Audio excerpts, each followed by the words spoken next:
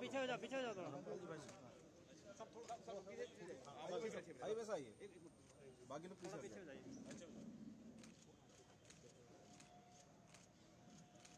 ठीक जी, चलो सही हो गया।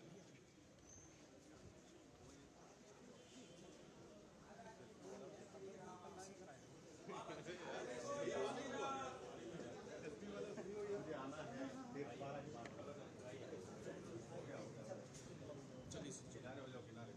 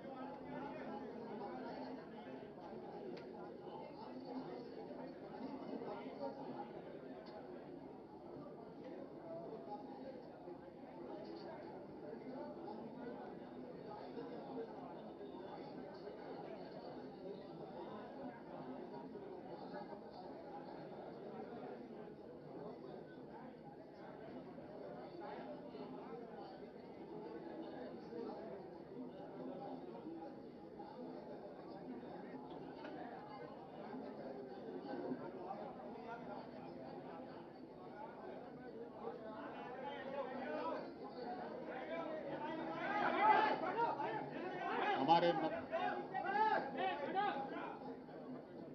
हेलो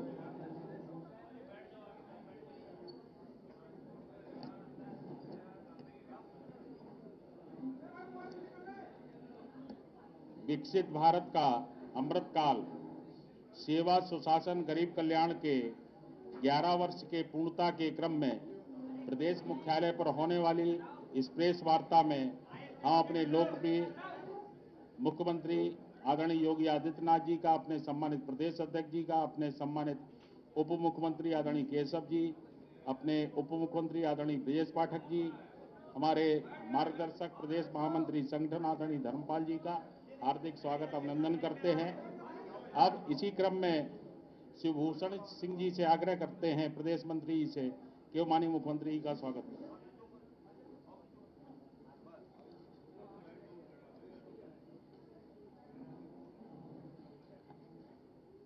अपने प्रदेश उपाध्यक्ष धर्मेंद्र जी से आग्रह करता हूं कि वो माननीय प्रदेश अध्यक्ष जी का स्वागत करें।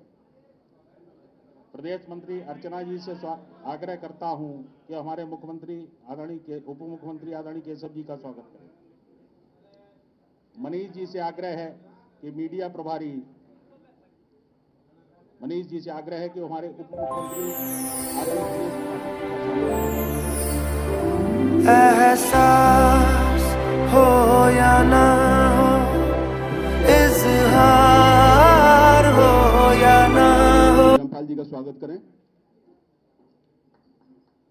प्रत्येक नातं काळाबरोबर थकून जातं, पण जर तुमच्यात जिद्द असेल तर एक छोटीशी चिंगारी सुद्धा प्रेमाचं वादळ आणू शकते। मी आहे हकीम अहमद खान आणि आज मी आणलीय ती चिंगारी जी मावळत्या नात्यांना पुन्हा एकदा प्रकाशित करेल। आज मी तुमच्यासाठी आणलाय एक असा उपाय, एक गुपित, ज्यामुळे नाती पुन्हा एकदा।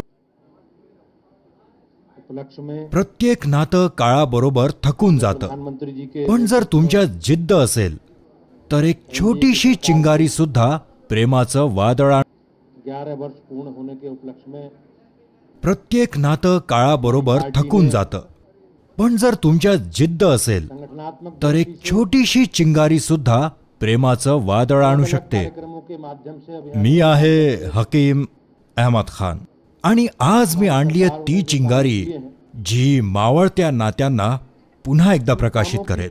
आज मी तुमच्यासाठी आणलाय एक असा उपाय, एक गुपित, ज्यामुळे नाती पुन्हा एकदा।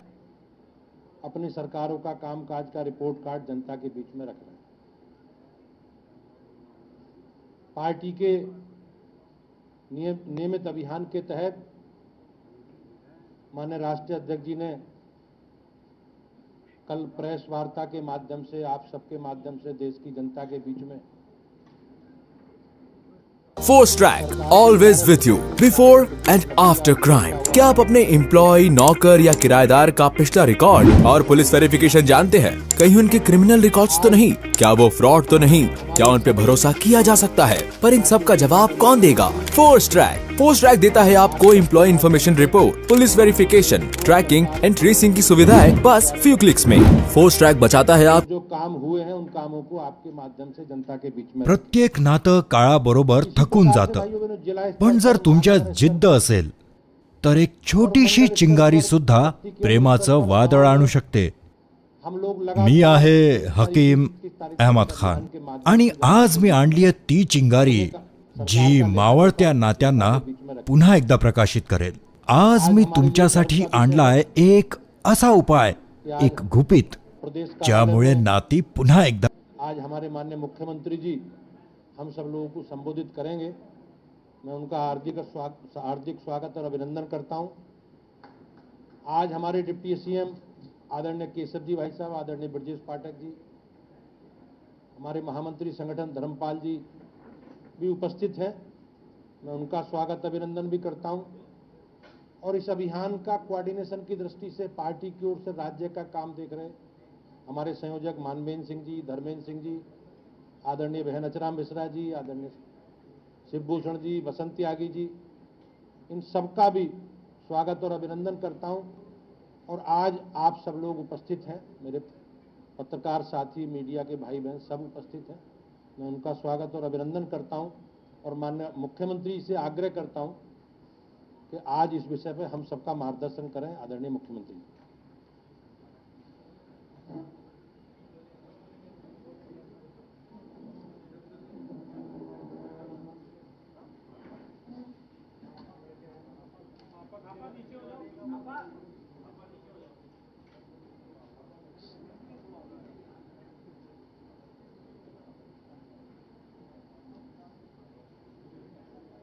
सेवा, सुशासन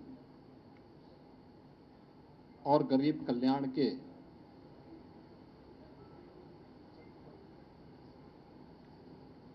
प्रधानमंत्री मोदी जी के 11 वर्ष के इस कार्यकाल के उपलक्ष्य में आयोजित आज की इस प्रेस वार्ता में भारतीय जनता पार्टी के हमारे कर्मठ प्रदेश अध्यक्ष चौधरी भूपेंद्र सिंह जी,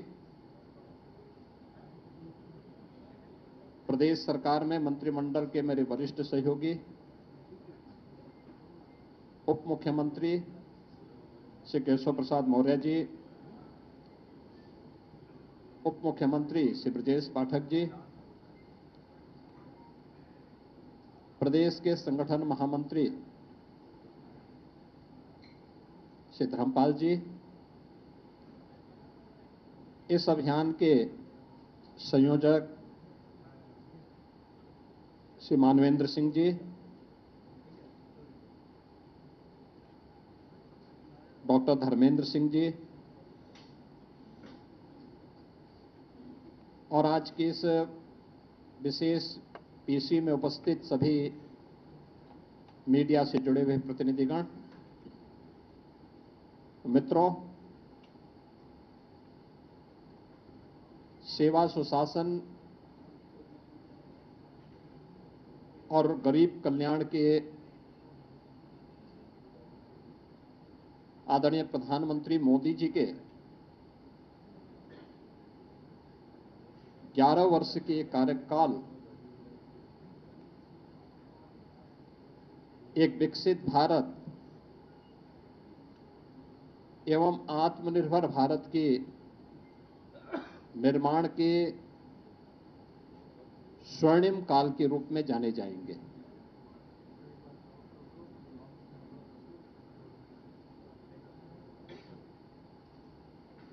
इन 11 वर्षों में प्रधानमंत्री मोदी जी ने वैश्विक स्तर पर भारत के विश्वास को सुदृढ़ करते हुए भारत को न केवल वैश्विक पहचान दी है, बल्कि स्वयं को तपाकर खपाकर 140 करोड़ भारतवासियों को भी एक विश्वास का प्रतीक बनाया है।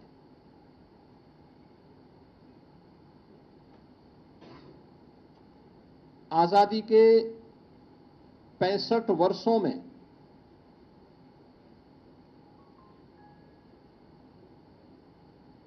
कांग्रेस नेतृत्व की और अन्य अस्थिर सरकारों के कारण आम जन का जो विश्वास टूटा था,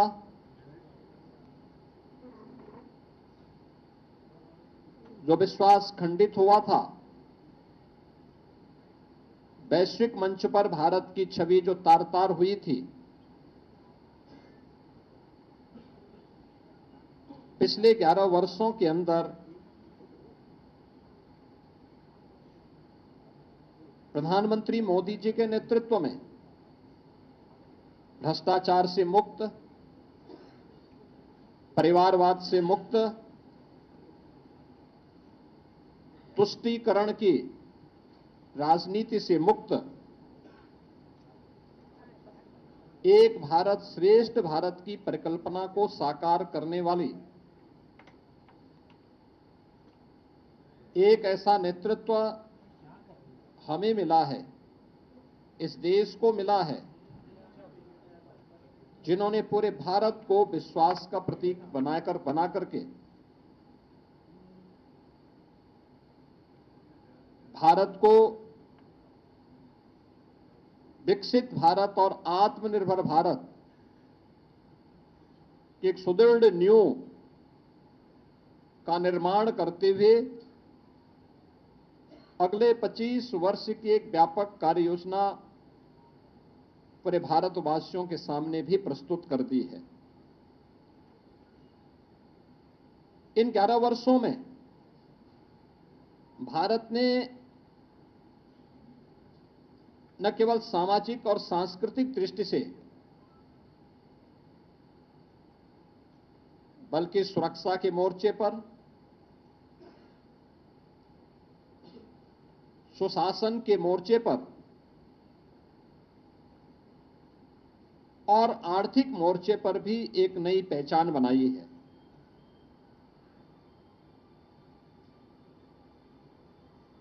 शासन की नीति स्पष्टता, कार्यप्रणाली की पारदर्शिता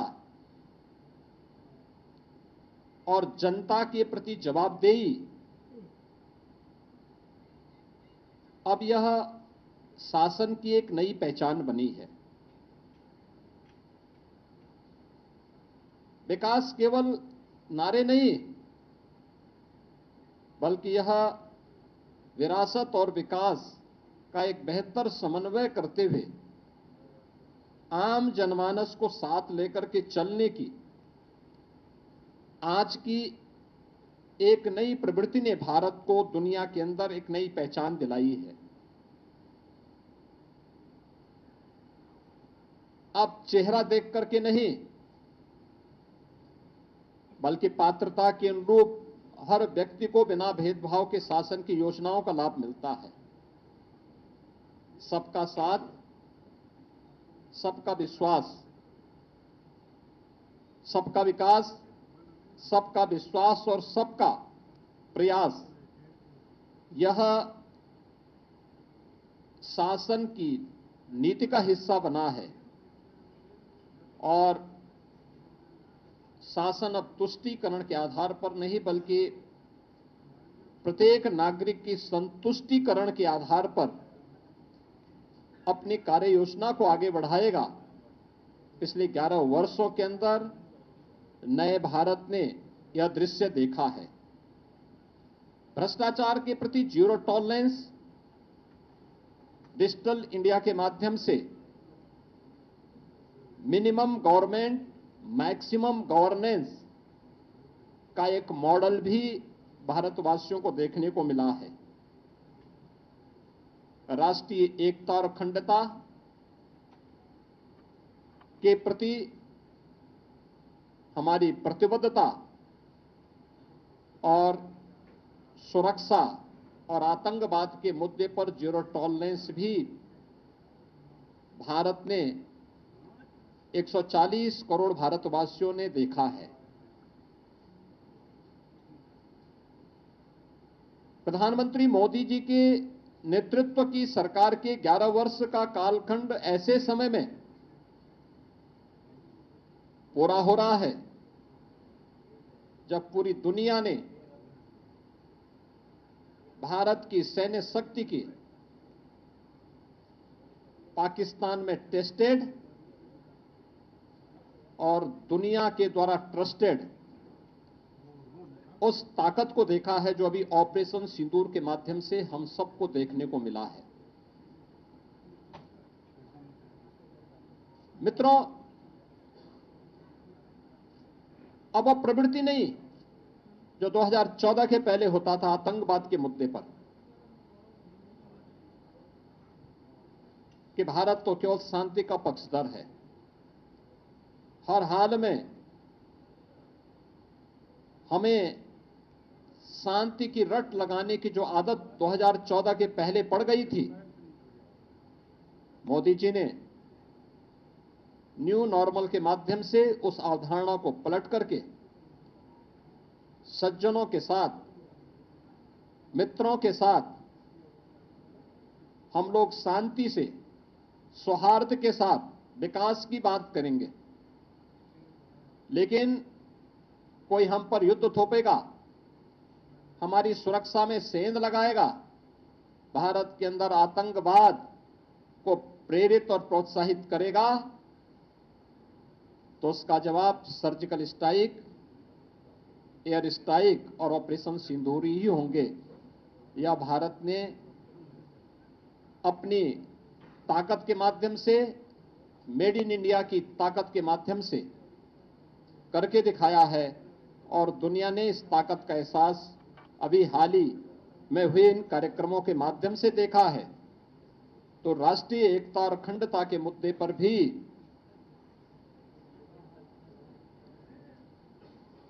उन्नीस सौ 52 से लगातार भारत पर थोपे गए धारा 370 को पूरी तरह समाप्त करके जम्मू कश्मीर को, लद्दाख को भारत के कानून के अनुरूप भारत के संवैधानिक दायरे में लाकर भारत की अखंडता को कश्मीर से कन्याकुमारी तक एक भारत श्रेष्ठ भारत के इस नए मॉडल के रूप में प्रस्तुत किया है। मित्रों, आजादी के अमृत महोत्सव वर्ष में देश की जनमानस को प्रधानमंत्री मोदी जी ने विकसित भारत का जो मंत्र दिया, इसके लिए प्रधानमंत्री मोदी जी ने 5 प्रण और 11 संकल्प प्रत्येक भारतवासी को याद कराए थे।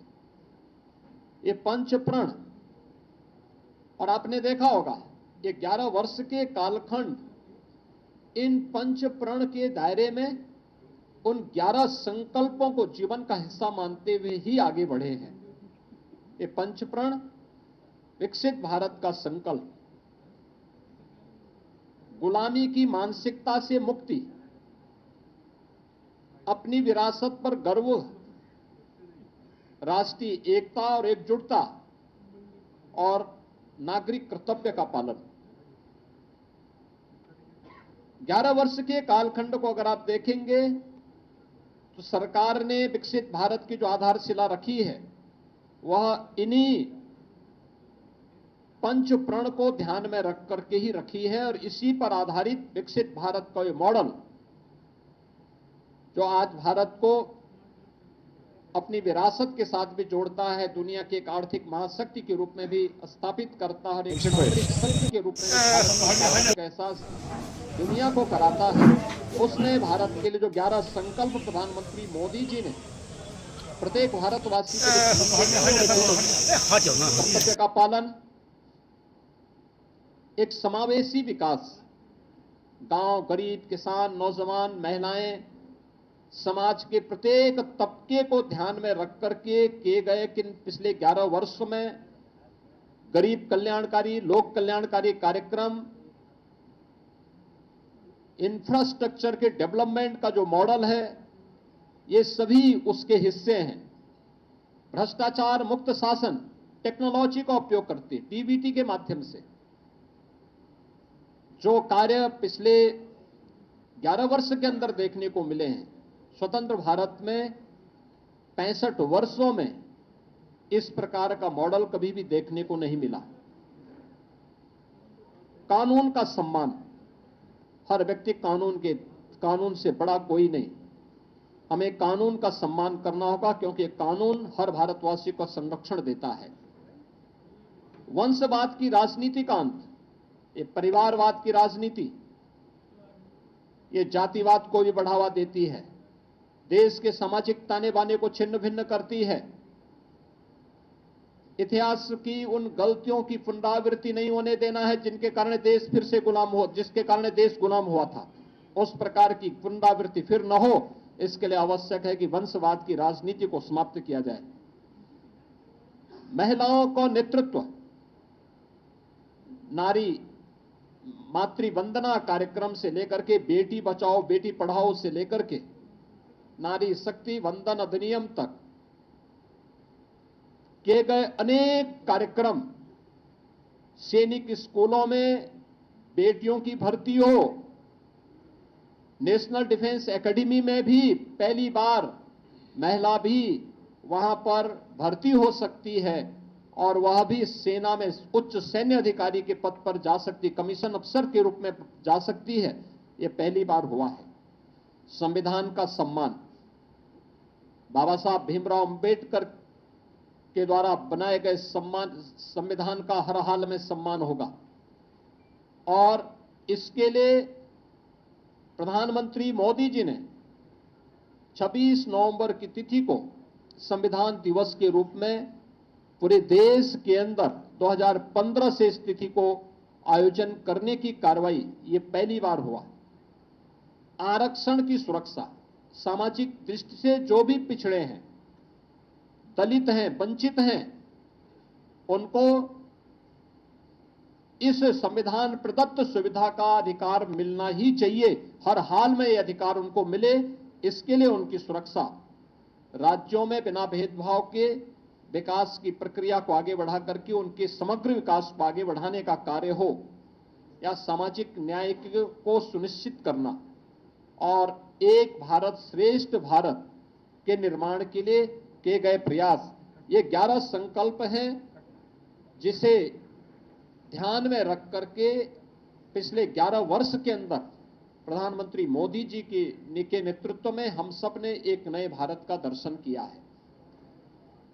मित्रों, अर्थव्यवस्था के मुद्दे पर हम अगर चर्चा करते हैं, याद करिए 2014 के पहले का भारत अस्थिर अर्थव्यवस्था थी, लोगों को विश्वास नहीं था क्या होगा भारत में।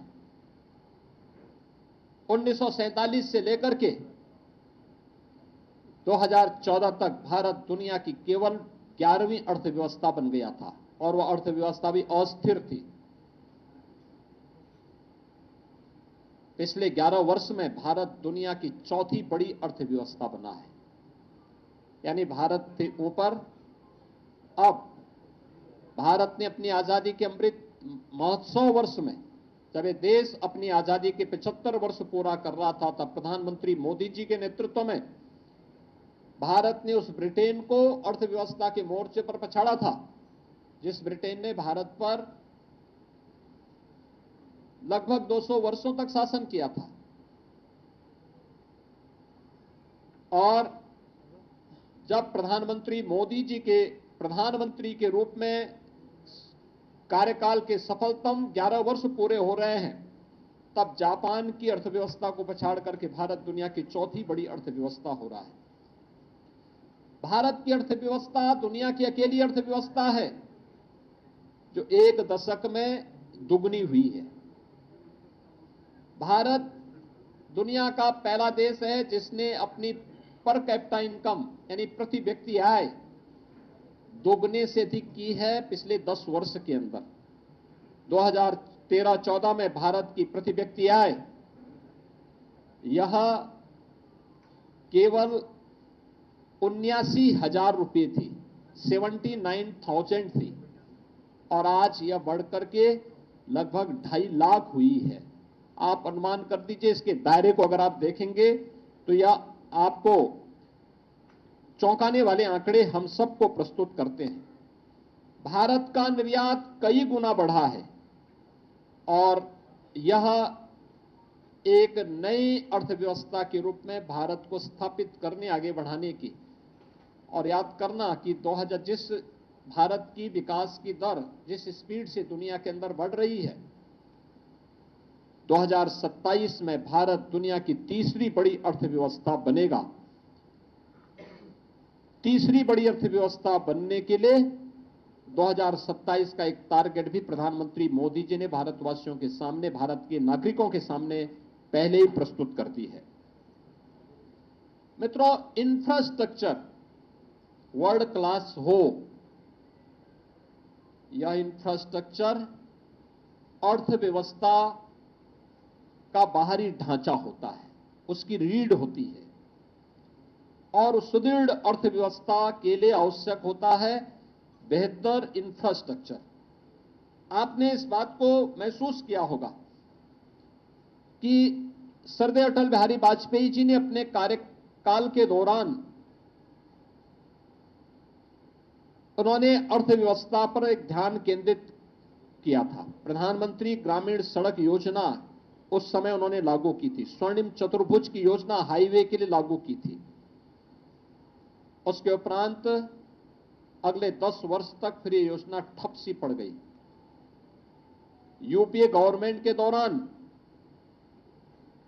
इनकी हाईवे की स्पीड 11 किलोमीटर प्रतिदिन थी, और आज ये उससे 3 गुने से अधिक यानी लगभग 35 किलोमीटर प्रतिदिन है।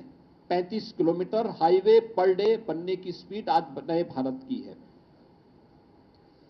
आज हमारी 99% ग्रामीण क्षेत्र की सड़कें यानी ग्रामीण हमारे गांव आज प्रधानमंत्री ग्रामीण सड़क योजना से कनेक्टेड हो चुकी हैं। और इस दौरान देश के अंदर 3,80,000 किलोमीटर ग्रामीण सड़कों का निर्माण भी पिछले 11 वर्ष के अंदर हुई है। और इसी प्रकार से देश के अंदर हाई स्पीड कॉरिडोर के निर्माण के लिए भी कार्य हुआ, जिसमें 3,600 किलोमीटर का हाई स्पीड कॉरिडोर और देश की पहली रैपिड रेल उत्तर प्रदेश के अंदर भी प्रारंभ हुई है, जो दिल्ली मेरठ के बीच में प्रारंभ हो चुकी है। इन 11 वर्षों में लगभग 55,000 किलोमीटर हाईवे का विस्तार हुआ है, जिसके बारे में मैंने आपको पहले बताया कि आज भारत की जो प्रतिदिन स्पीड है, हाईवे की स्पीड है, जो आज हाईवे हमारे बन पा रहे हैं, ये 35 किलोमीटर पर डे के हिसाब से आज बन रहे हैं, जबकि यह 2014 तक मात्र 11 किलोमीटर पर डे की थी।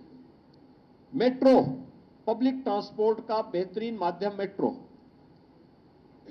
2014 में देश के अंदर 5 सिटी में मेट्रो का संचालन हो रहा था। उत्तर प्रदेश का एक भी सिटी उसमें नहीं था। और आज देश के अंदर 23 सिटी में मेट्रो का संचालन हो रहा है। यूपी के 6 सिटी ऐसी हैं जहां मेट्रो का सफलतापूर्वक संचालन आज के दिन पर हो रहा है। विश्व स्तरीय सुविधाओं से युक्त तो नई ट्रेन नमो भारत एक्सप्रेस के रूप में, अमृत भारत एक्सप्रेस के रूप में और वंदे भारत एक्सप्रेस के रूप में आज हम सबको देखने को मिल रही है। एयर कनेक्टिविटी 1947 से लेकर के 2014 तक भारत के अंदर केवल 74 हाईवे बन पाए थे, 74 हाईवे बन पाए थे, और आज इनकी संख्या बढ़कर के 160 हुई है। 160 एयरपोर्ट आज के दिन पर भारत के अंदर बन गए हैं। और उत्तर प्रदेश के अंदर अगर हम देखते हैं तो उत्तर प्रदेश के अंदर यह संख्या अगर 2017 में केवल 2 एयरपोर्ट पूरी तरह और 2 आंशिक रूप से सक्रिय थे, तो आज के दिन पर उत्तर प्रदेश में 16 एयरपोर्ट पूरी तरह सक्रिय हैं और कार्य कर रहे हैं, जिनमें से 4 इंटरनेशनल एयरपोर्ट हैं और 5वां इंटरनेशनल एयरपोर्ट उत्तर प्रदेश के अंदर बहुत शीघ्र जेवर में गौतम बुद्ध इंटरनेशनल एयरपोर्ट के रूप में सामने आ रहा है।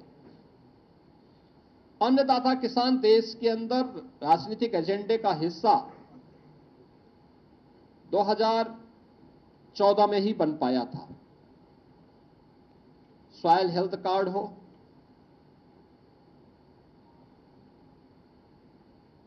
कृषि बीमा की योजना हो,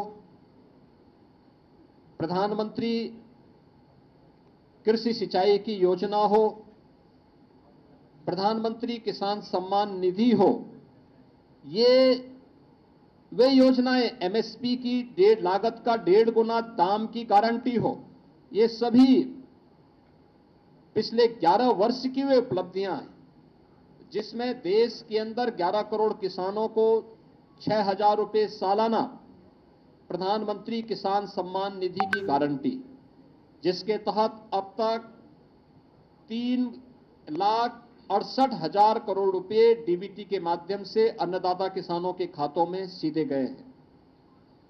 पीएम फसल बीमा योजना के माध्यम से 1,75,000 करोड़ रुपए की राशि सीधे इन अन्नदाता किसानों को उनकी फसलों की मुआवजा का मिला है। ये गारंटी प्रधानमंत्री मोदी जी की गारंटी है। और यही नहीं, देश के अंदर प्रधानमंत्री कृषि सिंचाई योजना के अंतर्गत 93,000 करोड़ रुपए के निवेश के माध्यम से 112 सिंचाई की योजनाएं कंप्लीट हुई हैं, जिसके माध्यम से देश के अंदर 48 लाख हेक्टेयर लैंड को अतिरिक्त सिंचाई की सुविधा प्राप्त हुई है। पहली बार अन्नदाता किसानों के लिए प्रधानमंत्री मोदी जी के विजन के अनुरूप सीड से सॉइल, हेल्थ एंड इंश्योरेंस तक, इरिगेशन, एमएसपी से मार्केट तक की एक व्यापक अप्रोच अन्नदाता किसानों को देखने को मिली है और इसका परिणाम था कि अन्नदाता किसानों की आमदनी को कई गुना बढ़ाने में मदद मिली है।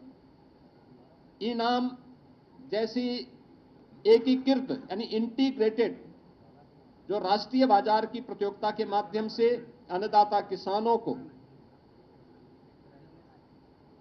मार्केट में अच्छा दाम मिले, इसकी एक व्यवस्था हुई है और इसके माध्यम से अन्य तमाम प्रकार के कार्यक्रम, एफपीओज का गठन हो, मंडियों के नवीनीकरण की कार्रवाई हो या गन्ना किसानों को समय से उनका गन्ना मूल्य का भुगतान। अगर हम उत्तर प्रदेश की ही बात करते हैं, 2017 के पहले उत्तर प्रदेश के अंदर चीनी मिलें बंद हो रही थी। बंद चीनी मिलों को औने पौने दाम पर जो कोऑपरेटिव की थी उनको बेचने की कार्रवाई तत्कालीन सरकारें करती थी। 1996 से लेकर के 2017 तक उत्तर प्रदेश के अंदर गन्ना मूल्य का जितना भुगतान 22 वर्षों में हुआ था, पिछले 8 वर्ष में उत्तर प्रदेश के अंदर अन्नदाता किसानों के लिए, उन गन्ना किसानों के लिए 71,000 करोड़ रुपए उससे अतिरिक्त भुगतान हुआ है। यानी अब तक 2,86,000 करोड़ रुपए का गन्ना मूल्य का भुगतान उन 46 लाख गन्ना किसानों को किया गया है जो गन्ने की फसल के माध्यम से, अपनी कैश क्रॉप के माध्यम से, एकमात्र कैश क्रॉप के माध्यम से वे आमदनी कमाते थे, अपने जीवन में खुशहाली लाते थे। यह डबल इंजन सरकार की वह गारंटी है जो प्रदेश के अंदर देखने को मिली है। पहली बार गरीब को शासन की योजना का लाभ का हिस्सा बन पाया है। अब चेहरा देख करके नहीं, योजनाएं किसी तुष्टीकरण का शिकार नहीं होती, बल्कि योजनाएं बिना भेदभाव के समाज के प्रत्येक तबके को उसकी संतुष्टीकरण का आधार देने वाली होती है। प्रधानमंत्री गरीब कल्याण अन्न योजना के माध्यम से देश के अंदर 81 करोड़ लोग इस सुविधा का लाभ प्राप्त कर रहे हैं। प्रति माह 5 किलो राशन की सुविधा प्राप्त करते हैं, तो प्रदेश में 15 करोड़ गरीब इस योजना से लाभान्वित है। हर घर नल की योजना, जल जीवन मिशन के माध्यम से देश के अंदर 15 करोड़ से अधिक लोग इस योजना से, 15 करोड़ से अधिक परिवार इस योजना से लाभान्वित हुए हैं और उत्तर प्रदेश में 2 करोड़ 65 लाख परिवार इस योजना से सीधे सीधे लाभान्वित हुए हैं। प्रधानमंत्री आवास योजना के माध्यम से 4 लाख परिवारों को देश के अंदर आवास की सुविधा मिली है, तो उत्तर प्रदेश में यह संख्या 4 करोड़ से ज्यादा परिवारों को इस सुविधा का लाभ मिला है और उत्तर प्रदेश में 60 लाख लोगों को इस सुविधा से लाभान्वित हुए हैं। प्रधानमंत्री उज्ज्वला योजना के माध्यम से ग्रीन ईंधन एंड क्लीन ईंधन की सुविधा मिले, यह सपना साकार किया प्रधानमंत्री मोदी जी ने। प्रधानमंत्री उज्ज्वला योजना के माध्यम से, जिसमें देश के अंदर 10 करोड़ 33 लाख परिवारों को फ्री में कनेक्शन उपलब्ध हुए हैं और उत्तर प्रदेश में 1 करोड़ 86 लाख परिवार इस योजना से लाभान्वित हुए हैं। पीएम स्वनिधि योजना के माध्यम से देश के अंदर पहली बार स्ट्रीट वेंडर के लिए भी कोई कार्यक्रम चला है। 68 लाख स्ट्रीट वेंडर प्रधानमंत्री स्वनिधि योजना का लाभ प्राप्त किए हैं। प्रधानमंत्री मुद्रा योजना के माध्यम से छोटे उद्यमियों को 52,50,000 करोड़ से ज्यादा का लोन उपलब्ध हुआ है और प्रधानमंत्री श्रम योगी मानधन योजना के माध्यम से भी देश में 59 लाख श्रमिक इससे लाभान्वित हुए हैं। अटल पेंशन योजना 7 करोड़ 65 लाख लोग लाभान्वित हुए हैं और प्रधानमंत्री जनधन अकाउंट में 56 करोड़ बैंक खाते खोले गए और इन बैंक खातों में 2,56,000 करोड़ रुपए से अधिक की राशि उन गरीबों ने अपनी जमा भी की है। उन लोगों की जमा भी हुई है या गौर सरकार के द्वारा जो अनुदान भेजा गया है, जो सब्सिडी भेजी गई होगी डीबीटी के माध्यम से उन अकाउंट में उन लोगों तक सीधे सीधे पहुंचने का काम हुआ है।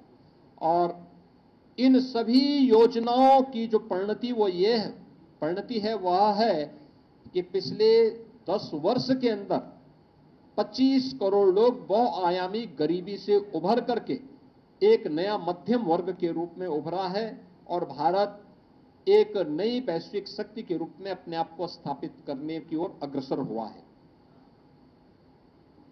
महिला सशक्तिकरण के लिए पिछले 11 वर्ष के अंदर जो कदम बढ़ाए गए, मैंने पहले इस बारे में कहा था, एक व्यापक परिवर्तन हमें इस क्षेत्र में देखने को मिला है और प्रत्येक क्षेत्र में